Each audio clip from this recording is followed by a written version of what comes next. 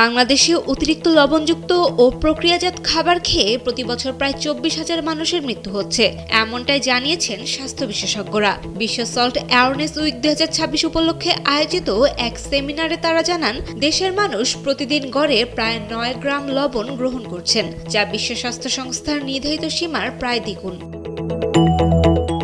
স্বাস্থ্য বিশেষজ্ঞরা বলছেন, অতিরিক্ত লবণ গ্রহণের কারণে উচ্চ রক্তচাপ, হৃদরোগ, স্ট্রোক, কিডনি জটিলতা ও পাকস্থলীর ক্যান্সারের ঝুঁকি বাড়ছে। বর্তমানে দেশে অসংক্রামক রোগে মৃত্যুর হারও আশঙ্কাজনকভাবে বৃদ্ধি পাচ্ছে।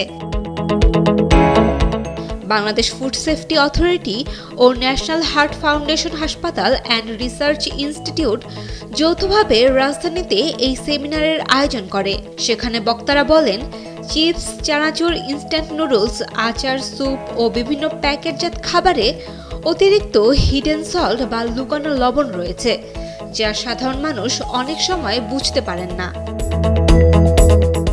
শিশু কিশোরদের মধ্যে প্যাকেটজাত ও ফাস্টফুড নির্ভরতা বাড়ায় ভবিষ্যতে হৃদরোগ ও উচ্চ রক্তচাপের ঝুঁকি আরও বাড়তে পারে। বিশেষজ্ঞরা খাদ্যপণ্যের মোড়কে বাধ্যতামূলক সতর্কীকরণ লেবেল চালু, প্রক্রিয়াজাত খাবারে লবণের পরিমাণ কমানো এবং জনসচেতনতা বৃদ্ধির ওপর জোর দিয়েছেন। বিশ্ব স্বাস্থ্য সংস্থার প্রতিনিধিরা জানান, স্বাস্থ্যকর খাদ্যাভ্যাস গড়ে তুলতে এখনই কার্যকর পদক্ষেপ না নিলে দেশে অসংক্রামক রোগ পরিস্থিতি আরও ভয়াবহ হতে পারে।